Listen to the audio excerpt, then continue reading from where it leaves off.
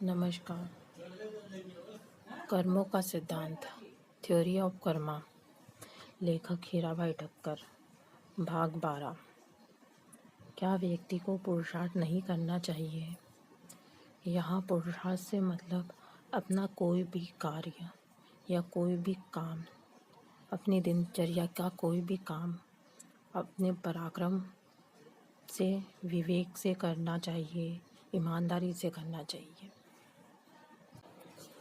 कर्म के नियम में पुरुषार्थ का अर्थ ठीक से नहीं समझ पाने के कारण कभी कभी जिद्दी प्रारब्धवादी यह मान बैठते हैं कि व्यक्ति को कोई पुरुषार्थ नहीं करना चाहिए, प्रारब्ध में जो होगा वही मिलेगा, प्रारब्ध में जो होगा वही मिलेगा। इसका मतलब पिछले जन्मों के कर्मों के परिणाम में जो होगा वही मिलेगा। परीक्षा में पास होने का प्रारब्ध होगा तो पास होंगे, अन्यथा कितनी भी मेहनत करेंगे तो फेल ही होंगे। इसलिए व्यर्थ में पढ़ने की तकलीफ नहीं करनी चाहिए। ऐसी अज्ञानता के साथ प्रारब्धवादी विद्यार्थी सब कुछ भगवान पर छोड़ देते हैं।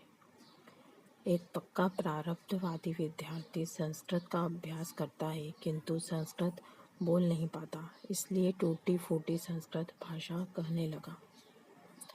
पढ़ते हैं तो मरते हैं और नहीं पढ़ते हैं तो भी मरते हैं, फिर बेकार में सिरदर्द मोल लेते हैं।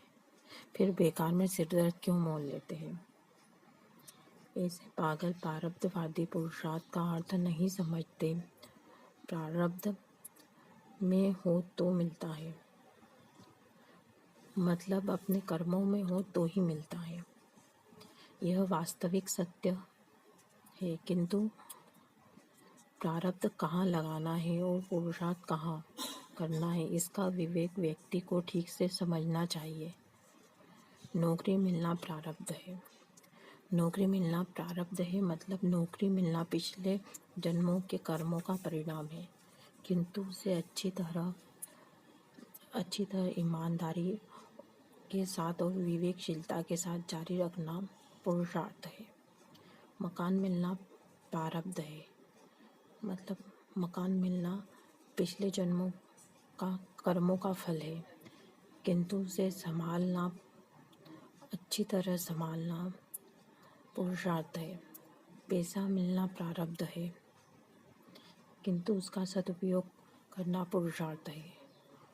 पुत्र प्राप्त होना प्रारब्ध है, मतलब पुत्र प्राप्त होना पिछले जन्मों का कर्म है, किंतु उस पुत्र को अच्छी शिक्षा देना, अच्छी ईमानदारी से शिक्षा देना, विवेकशीलता से शिक्षा देना प्रारब्ध है, पुरुषार्थ है।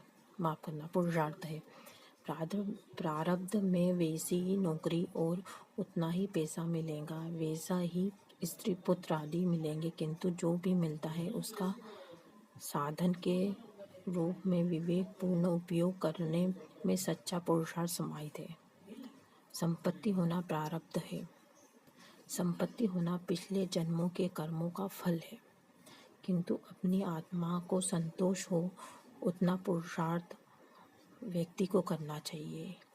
इसमें लेखक ने कहा है कि अपनी आत्मा को संतोष हो उतना व्यक्ति को उतनी ईमानदारी, विवेकशीलता से अपना कर्म करना चाहिए। पैसा कम ज़्यादा मिलना प्रारब्ध है। पैसा कम ज़्यादा मिलना पिछले जन्मों के कर्मों का परिणाम है, किंतु ईमानदारी से कमाना पुरुषार्थ है। ज़्यादा पैसा मिलने से ही सुखी हो सकते हैं, यह धारणा गलत है। अधर्म से प्राप्त किया गया अर्थ अनर्थ बनकर सामने आता है। पाप से पैदा किए गए धन से धनाढ़ बना सेठ दुखी ही होता है। उनकी संतानें आवारा होती है और स्त्री वृषण मिलती है। पैसा हो तो ऐसी परिस्थिति का लाभ उठाकर व्यक्ति को मोक्ष मार्ग पर जाना चाहिए। पैसा नहीं है तो पैसा नहीं होने की परिस्थिति का लाभ उठाकर मोक्ष मार्ग पर जाना चाहिए।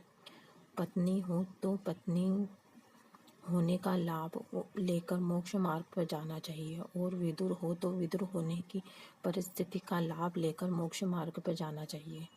प्रारब्धवश जो भी शरीर, स्त्री, पुरुष, पुत्र, धन आदि प्राप्त हो अथवा न हो, तो उस परिस्थिति का लाभ लेकर मोक्ष मार्ग पर पुरुषार्थ करना चाहिए।